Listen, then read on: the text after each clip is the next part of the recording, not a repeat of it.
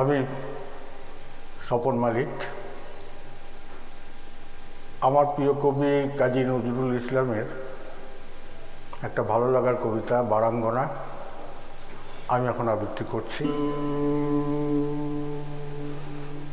কে তোমায় বলে বারাঙ্গনা মা, কে দেয় থুতুও গায়ে, হয়তো তোমায় স্তন্য দিয়েছে সীতা সমসতী মায়ে। নাই হলে সতী তবু তো তোমরা মাতা ভগিনীর জাতি, তোমাদের ছেলে আমাদের মতো, তারা আমাদের জ্ঞাতি।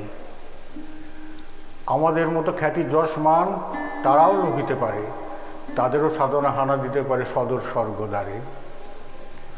স্বর্গ বেশ্যা খেতাচি পুত্র হলো মহাবীর দোন, কুমারীর ছেলে বিশ্বপূজ্য কৃষ্ণ দৈপায়ন।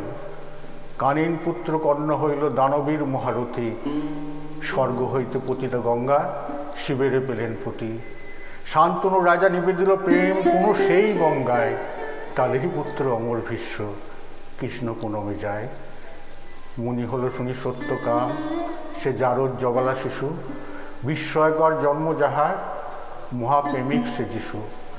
কেহ নয় হেতা পাপ পঙ্কিল, কেহ সে ঘৃণ্য নহে, ফুটিছে অযুত বিমল কমল কামনা কালিয়া দহে। শোনো মানুষের বাণী, জন্মের পর মানব জাতির থাকে না কোনো গ্লানি। পাপ করিয়াছে বলিয়া কি নেই পুণ্যের অধিকার, শত পাপ করে হয়নি ক্ষুণ্ণ দেবত্ব দেবতার।